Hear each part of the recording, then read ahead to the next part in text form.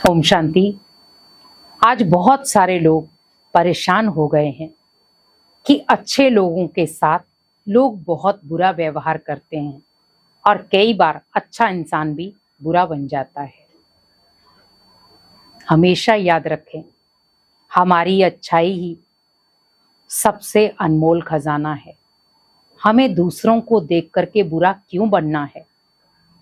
लोग चाहते हैं आप बुरा बने, लेकिन अगर सोचें, अगर हीरा भी पत्थर को देख करके पत्थर बन जाए, क्या शोभा देगा? क्या हीरा भी पत्थर से टकरा करके पत्थर बन जाए तो भी शोभा नहीं देगा? लेकिन अगर पत्थर हीरे के साथ टकरा करके हीरा बन जाए तो शायद शोभा दे सकता है। तो क्यों ना हमें भी वही प्रयास करना है। अगर कोई व्यवहार में कठोर है, बार बार आपके साथ गलत व्यवहार कर रहा है, पत्थर जैसा व्यवहार कर रहा है, आपको बार बार चोटिल कर रहा है, वो अपने संस्कारों को नहीं बदल पा रहा, बार बार आपको गलत ठहरा रहा है, बार बार आपके साथ गलत व्यवहार कर रहा है, मजबूर है अपनी आदत से, लेकिन आप अपने हीरे जैसी आदत को ना बदलें। वो है पत्थर और आप हैं हीरे। तो आपको क्या करना है? हीरा चमकदार होता है, लेकिन पत्थर में कोई चमक नहीं होती। हीरा वैल्यूएबल होता है, पत्थर की इतनी वैल्यू नहीं होती।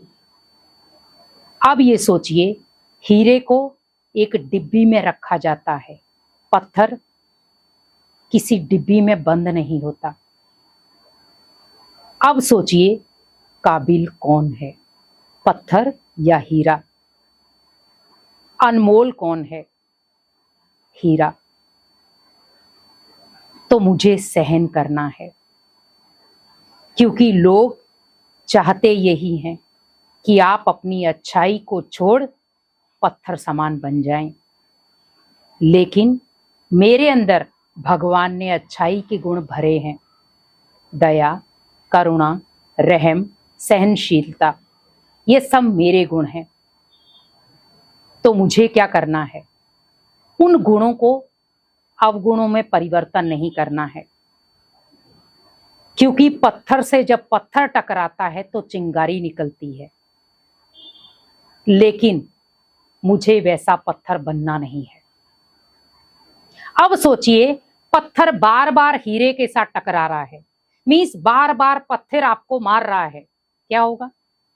वो एक बार आपसे टकराएगा, 2 बार टकराएगा, 3 बार टकराएगा, 4 बार टकराएगा, लेकिन बड़े प्यार से आप मुस्कुराते हुए उसको जवाब दे रहे हो, आप शांति वाला।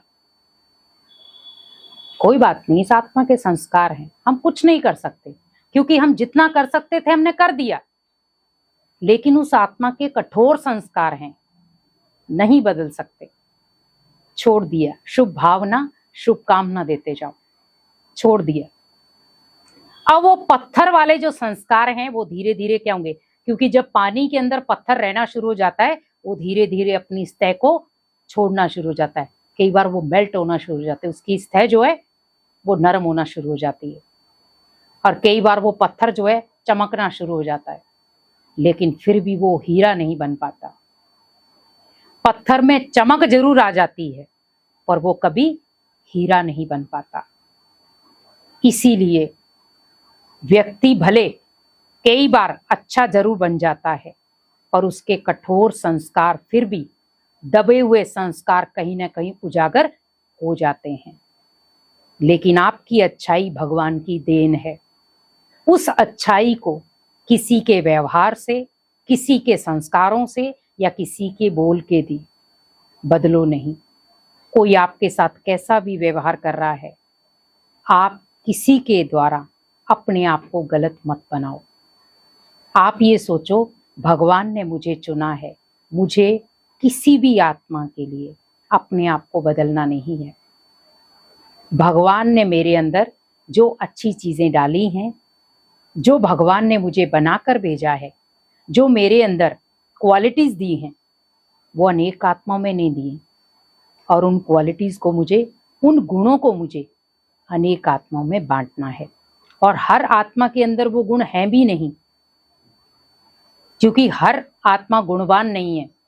लेकिन अगर मेरे अंदर भगवान ने गुण दिए हैं तो मुझे गुणवान बनना है और वो गुण अनेक आत्माओं में बांटने हैं।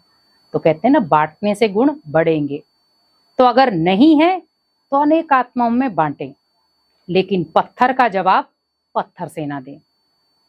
हमेशा याद रखें कि अगर सामने वाला आपको पत्थर मार रहा है तो उसका जवाब मीठे बोल से दें। जैसे पेड़ को हम पत्थर लगाते लेकिन वो जवाब आपको मीठे फल से देता है, वैसे ही हमें पत्थर का जवाब कभी भी पत्थर से नहीं देना है। अगर उसका कोई कठोर व्यवहार है तो आप उसे मीठे व्यवहार से या शांत चित्त होकर के जवाब दें। समय आने पर व्यक्ति खुद समझ जाएगा क्या राइट था क्या रॉन्ग था, या उस बात को भगवान को सौंप दो। समय आने पर भगवान खुद ब खुद हर चीज आपके सामने स्पष्ट कर देगा। ओम शांति।